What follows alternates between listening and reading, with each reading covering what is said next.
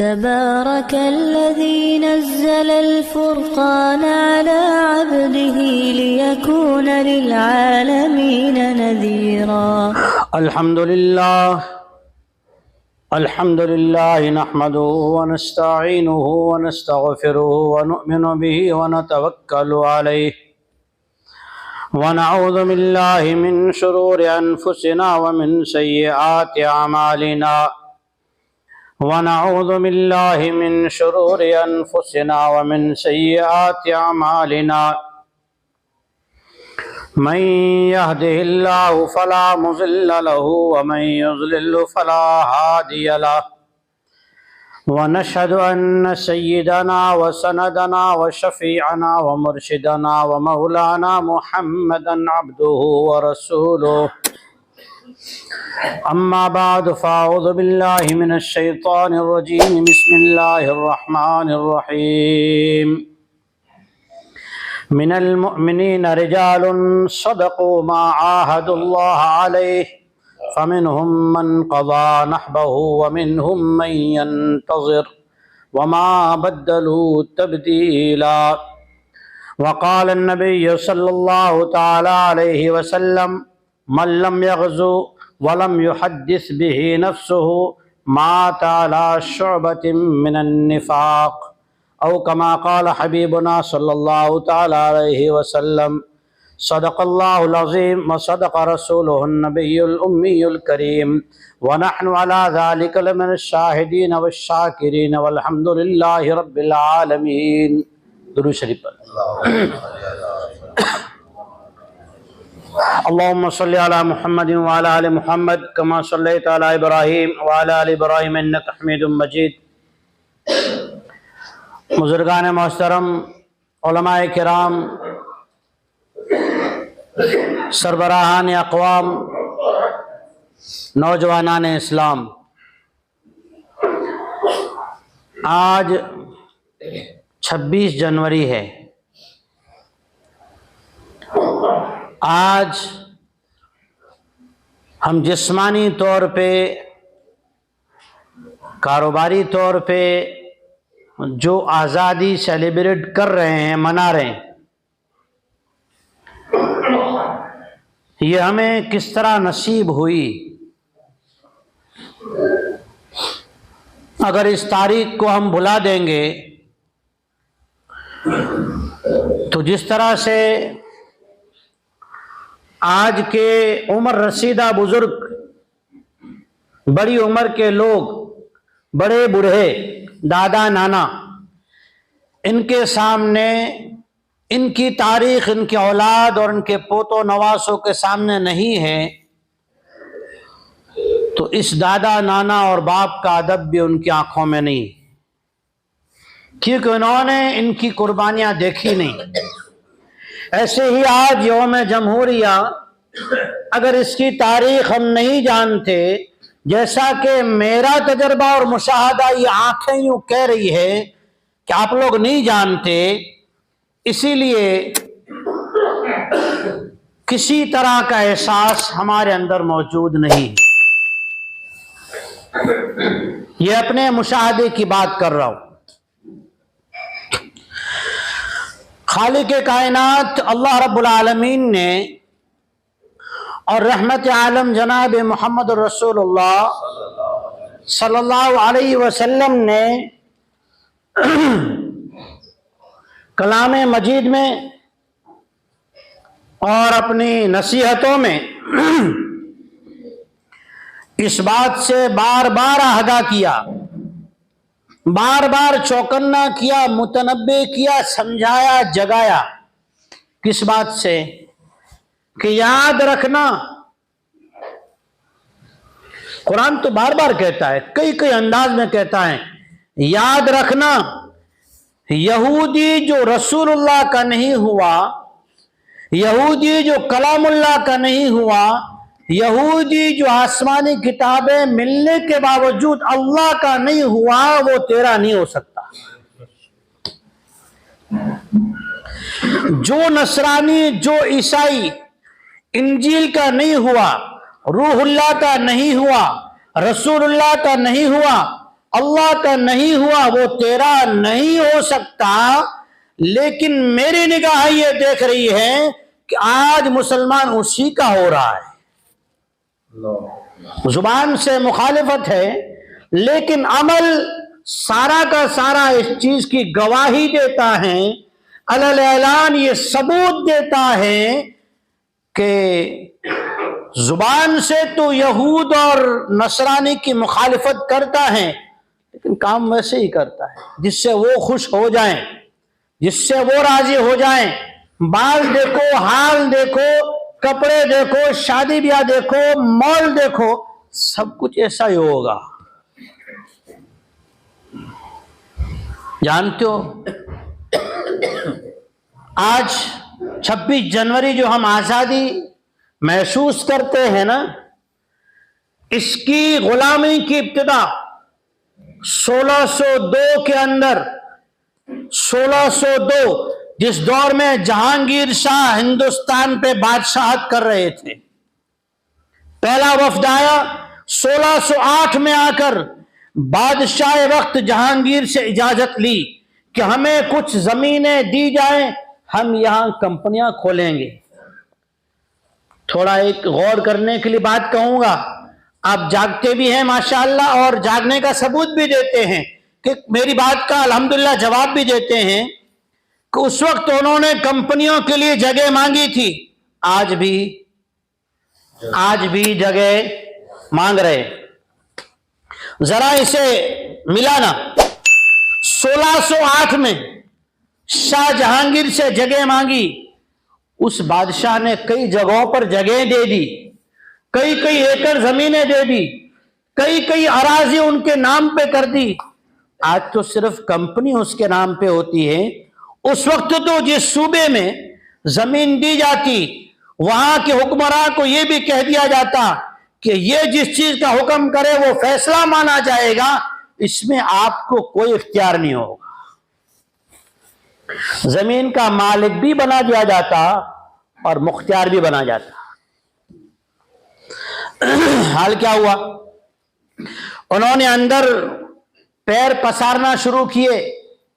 ایک وقت آیا کہ ان کی جو کمپنیاں تھی انہوں نے اندر میں رہ کر، ہمیشہ یہ مذہبی محنت کرنے والے لوگ ہیں، ان کے سامنے تجارت مقصد بعد میں ہوتی ہے، ایمان والا ذرا ایمان سے ایک آدھ ہٹ جائے ان کی بڑی کامیابی اور خوشی کا دن ہے۔ انہوں نے محنت شروع کی اور محنت کرتے کرتے انہوں نے کئی صوبے اپنے ہاتھ کے نیچے، اپنے کنٹرول کے نیچے کر لیے، اور 1700 کی سال میں سید حیدر علی ٹیپو سلطان رحمت اللہ علیہ نے جب ان کی اراضی، ان کی زمینیں قبضے میں کی جانے لگی اور وہاں کے علاقے کے لوگوں کو اسلام سے ہٹائے جانے کی فرمائشیں کی جانے لگی، سید حیدر علی ٹیپو سلطان رحمت اللہ علیہ میدان میں آئے، اور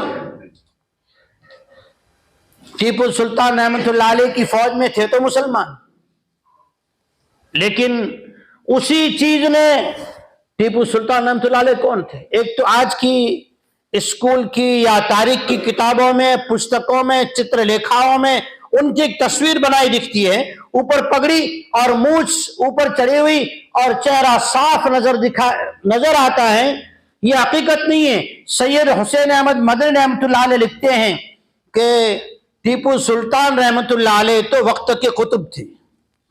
اس کی شہادت کیا ہے؟ انہوں نے خدا داد ریاست، بنگلور کا نام خدا داد ریاست ہے، بعد میں بنگلور پڑا ہے، ریاست میسور اس کا نام تھا، خدا داد ریاست اس کا نام تھا۔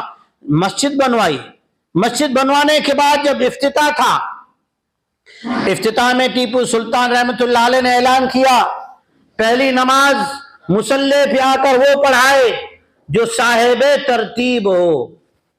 نماز کون پڑھائے؟ جو صاحب ترتیب ہو. صاحب ترتیب اسے کہتے ہیں جس کی ایک ہی وقت میں 5 نمازیں قضا نہ ہوئی ہو. ایک ساتھ 5 نمازیں کبھی قضا نہ ہوئی ہو، بالغ ہونے سے لے کر. کوئی بھی آگے نہیں بڑھا. مصلی پر امامت کرنے افتتاح مسجد کے لیے مصلی پر کوئی آگے نہیں بڑھا. کئی علماء تھے. سید ٹیپو سلطان رحمت اللہ علیہ انتظار کرتے رہے، آخر خود آگے بڑھے اور پھر کہا یہ راز راز رہتا، لیکن میری شرط کے مطابق جب کوئی نہیں تو میں نے جو عہد کیا تھا تو میں پڑھاتا ہوں، اور الحمدللہ بالغ ہونے سے آج تک میری کوئی نماز قضا نہیں ہوئی. میں صاحب ترتیب. 1799 میں شہید کیوں ہوئے؟ میر جعفر صادق. انگریز نے 900 میل زمین، 900 ایکڑ زمین اس میر صادق کو رشوت میں دی، چمچا گری میں دی، مسلمانوں کی غداری کرنے میں دی. میر صادق نے 900 ایکڑ زمین جو ہے وہ لے لی اور مسلمانوں کے اس شہ سوار انگریزوں کی آنکھ میں چبھنے والے وہ شہادت کے تیر کو، ایک مسلم سپہ سالار کو جو زندہ دل تھا، اسے شہید کرنے میں یہی مسلمان غدار بنا. ہمیں اپنوں نے لوٹا، غیروں میں کہاں دم تھا. ہمیں اپنوں نے لوٹا، غیروں میں کہاں دم تھا. کشتی میری وہاں ڈوبی جہاں اپنوں میں ضمیر کم تھا. ایک اور بھی امی منی یا ایسے کچھ نام ہے، وہ بھی بکا. سراج الدولہ کی شہادت یہ دوسرے غدار کی بکنے کی وجہ سے ہوئی، اور ٹیپو سلطان رحمت اللہ علیہ کی شہادت میر صادق کے بکنے کی وجہ سے ہوئی. صحیح بخاری شریف آج کا بھی وہ مرض جو آج امت مسلمہ میں عام ہے، جس کی وجہ سے کئی مرتبہ علماء کرام کو، کئی مرتبہ قوم کے بڑوں کو ذلت و خواری کا خمیازہ بھگتنا پڑتا ہے، نقصان اٹھانا پڑتا ہے. اس کی بڑی وجہ یہ ہے، صحیح بخاری شریف میں روایت ہے، سرور کون و مکان جناب محمد رسول اللہ صلی اللہ علیہ وسلم نے فرمایا، المجالس الامانہ. جو بات مشورے میں ہو، جو بات گھر میں ہو، جو بات اپنوں میں ہو، جو بات پرسنل ہو، جو بات عقیدے کی، مذہب کی، شریعت کی ہو، اسے باہر سنانے والا خیانت کرنے کا مجرم ہے، یہ خائن ہے. آج یہ خیانت عام ہے، آج یہ خیانت عام ہے، اس لیے ہمیں کئی نقصانات اٹھانے پڑتے ہیں. ٹیپو سلطان رحمت اللہ علیہ کی شہادت کے 3 روز بعد، 3 روز تک تو ان کے چہرے مبارک کا نور ایسا تھا، ان کے چہرے پہ اللہ نے ایمانی فراست کی چمک ایسی دی تھی. 3 روز تک اس شہید کی ناش کے، اس کے جسم اطہر کے قریب بھی جانے کی ہمت نہیں تھی.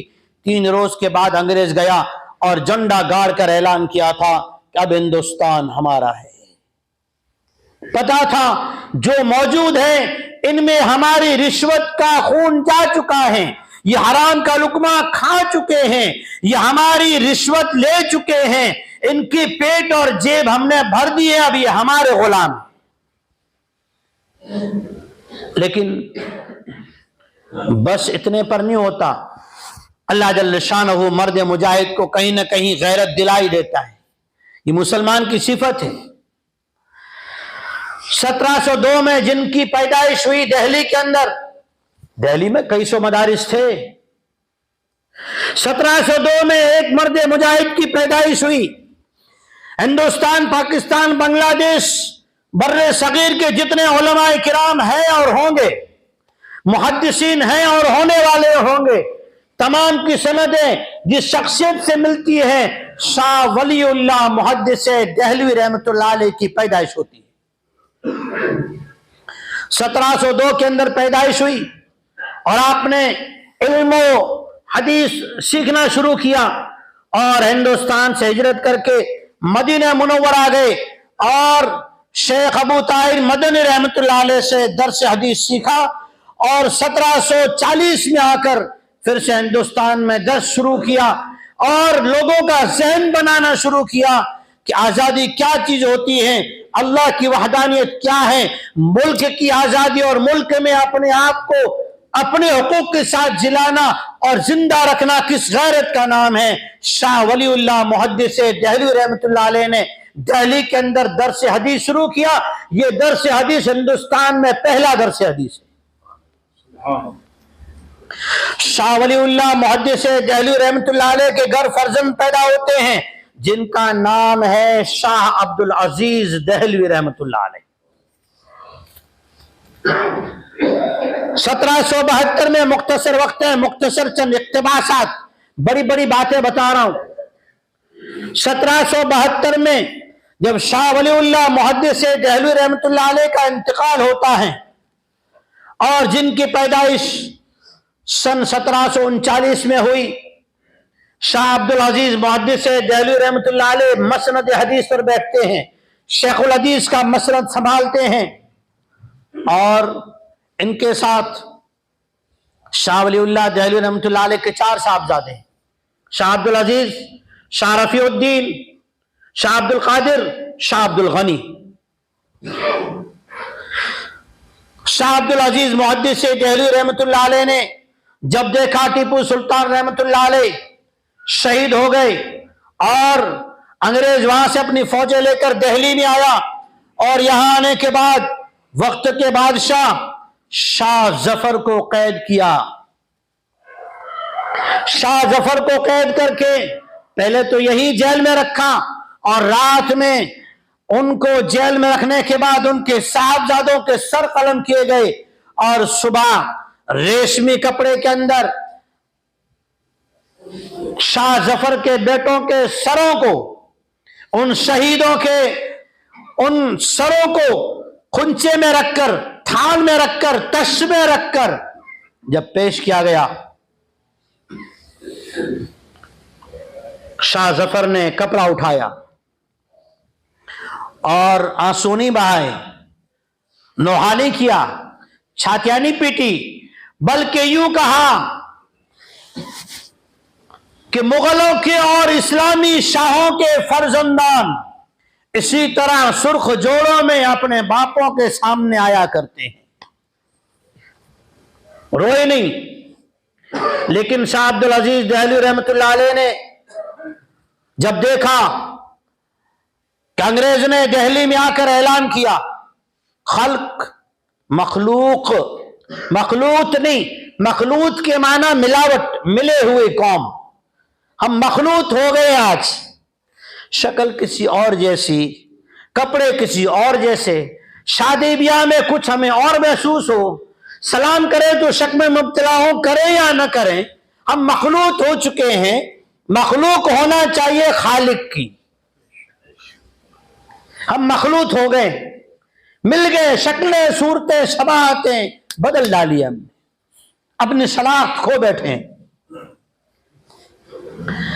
انگریز نے اعلان کیا مخلوق خالق کی، خدا کی، ملک بادشاہ کا، بھلے قید میں ہے رنگون میں، لیکن ملک بادشاہ کا حکم چلے گا، برطانوی سامراجیہ انگریز کا۔ اس فرمان کے بعد 1808 کے اندر، بعض کتابوں میں 1803 ہے، شاہ عبد العزیز محدث دہلوی رحمۃ اللہ علیہ جو ایک قبرستان کے کنارے بیٹھ کر حدیث کا درس دیتے تھے، تزکیہ نفس کرتے تھے، تزکیہ حالات کرتے تھے، جو تربیت مکاتب، مدارس، دعوت و تبلیغ خانقاہ والوں کو ملی ہے، وہ سوغات شاہ عبد العزیز و شاہ ولی اللہ کی ہے، وہ سوغات ابو طاہر مدنی کی ہے کہ دلوں کی بھی تربیت کی جائے اور اخلاق کی بھی تربیت کی جائے۔ وہاں سے انہوں نے فتویٰ جاری کیا کہ ملک ہندوستان کا باشندہ مسلم ہو یا ہندو بھائی، سارے ملک کے باشندے یہودیت کے، عیسائیت کے، انگریز کے غلام بن چکے ہیں۔ غلامی سے نکالنا یہ اسلام کی طرف سے، اللہ کی طرف سے ایک فریضہ ہے، اس فریضے کو ادا کرنے کا نام جہاد ہے۔ باشندوں کو، رہنے والوں کو، مخلوق کو ظلم سے بچانا، غلامی کی زنجیروں سے نکالنا، ان کو آزادی دلانا، انہیں حقوق دلانا، اس کے لیے میدان میں اترنے کا نام جہاد ہے۔ آج جو لفظ جہاد کا غلط استعمال ہے وہ غلط معنی ہے۔ شاہ عبدالعزیز محدث دہلوی رحمۃ اللہ علیہ نے فتویٰ کیا دیا؟ محبان قوم حضرت کے ساتھ، شاہ عبدالعزیز رحمۃ اللہ علیہ کے ساتھ جڑتے گئے، اور اتنا ہی نہیں، آپ نے اعلان کرنے کے ساتھ صرف تنہا عجیب باتیں لکھی ہیں۔ میوارام نارائن، انہوں نے ایک کتاب لکھی ہے، میوارام نارائن نے، کتاب کا نام ہے مسلم مجاہدین۔ اس میں لکھتے ہیں، صفحہ نمبر 20 پر شاید ہے، کہ 1857 کی جنگ میں، 1857 کی جنگ آزادی میں 55,000 علماء کرام کو انگریز نے شہید کیا۔ کتنے؟ 55,000 علماء کرام شہید کیے گئے، اور آگے لکھتا ہے 5 لاکھ مسلمانوں کو قتل کیا گیا۔ یوں ہی آزادی نہیں ملی۔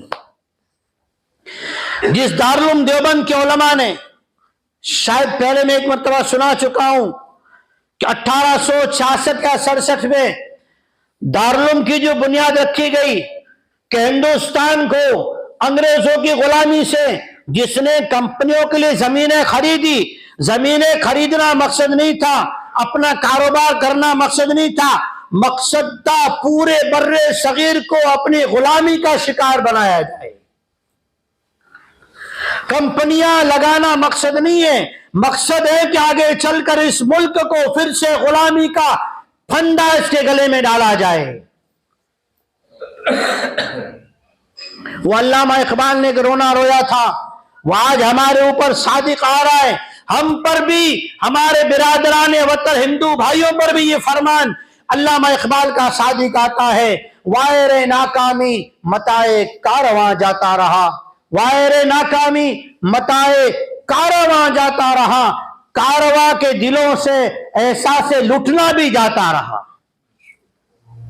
ہم سے کیا لٹ رہا ہے، کیا ہماری نسلوں سے لوٹا جا رہا ہے، کس طرح ایمان اور ملک کی حقیقت والی تاریخ لوٹی جا رہی ہے، کس طرح سے گاندھی جی کو مہاتما گاندھی کہنے والے محمود حسن دیوبندی رحمت اللہ علیہ، کس طرح سے شیخ الہند مولانا سید حسین احمد مدنی رحمت اللہ علیہ، کس طرح سے سید اسماعیل شہید رحمت اللہ علیہ جو شاہ عبد الغنی کے بیٹے ہیں اور شاہ عبدالعزیز دہلوی رحمت اللہ علیہ کے پوتے ہیں، کس طرح سے انہوں نے بالا کوٹ کی پہاڑوں میں شہادت 1831 میں مئی کے مہینے میں دی تھی۔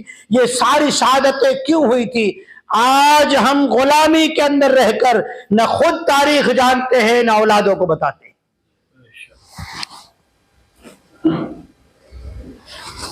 1857 کی جنگ آزادی صرف یہ نہیں تھی کہ علماء دیوبند کو صرف اسی کے پیچھے کہ بھئی ہمارے علماء شہید ہو گئے تو نہیں،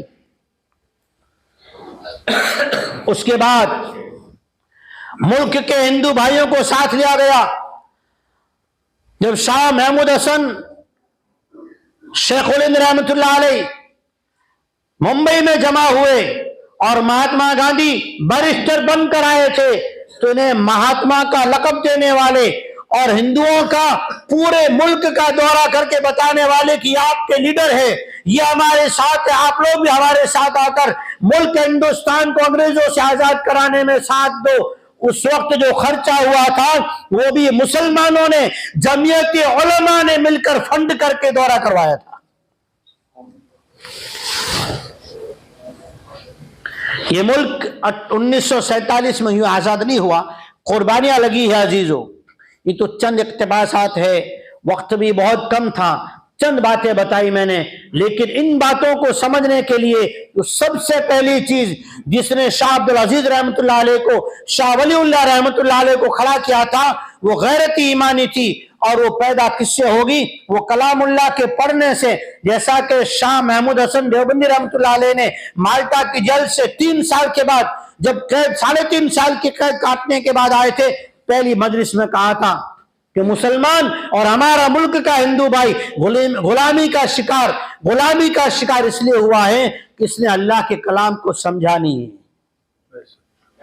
اللہ کے قرآن کو سمجھ لیتا تو سمجھ لیتا کہ اسی اسلام میں سب ملک واسیوں کی، ملک میں بسنے والوں کی امن امان اور اس کی زندگی کی راحت اسی کلام پاک کی تعلیم میں، اسی کلام پاک کو، اسی تاریخ کو، اسی اللہ کے نبی علیہ الصلوۃ والسلام کی سیرت کو، اسی اپنے علماء کو پکڑیے، اسی قرآن کو سمجھیے، سمجھائیے، سیکھیے، سکھائیے، تاکہ ہمیں اپنی تاریخ یاد رہے، ہم اپنے آپ کو بھول نہ جائیں۔ بیدار ہونے کا وقت ہے، بیدار ہو جائیں دوستو۔ اللہ جل شانہ ہمیں بیداری نصیب فرمائے، حیات و غیرت نصیب فرمائے۔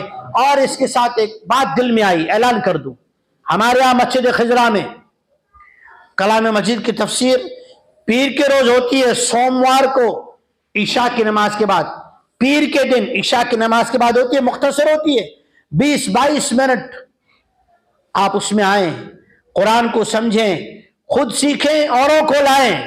یہ قرآن سمجھنے کی اللہ کی طرف سے کلام ہے، زندگی کا ایک طریقہ ہے، زندگی کو اچھا بنانے کا اللہ کی طرف سے بتایا ہوا اصول ہے۔ اسے سمجھیں گے تو اپنی آزادی بھی محسوس کریں گے۔ اللہ تعالی ہمیں حیات ایمان نصیب فرمائے، اللہ تعالی ہمارے ملک ہندوستان کو امن امان نصیب فرمائے، ہر ایک ملک واسی کو اللہ تعالی اپنے پروجوں کی، اپنے آبا و اجداد کی قربانیاں یاد کر کے اپنے آنے والی نیو جنریشن کو، اپنے اولادوں کو، نسلوں کو اس کی بیداری، اس کی حقیقت والی تاریخ سنانا، سمجھانا نصیب فرمائے۔ وآخر دعوانا الحمدللہ۔ دین کی بات پھیلانا صدقہ جاریہ ہے، ثواب کی نیت سے ویڈیو کو شیئر ضرور کیجیے۔ جزاک اللہ۔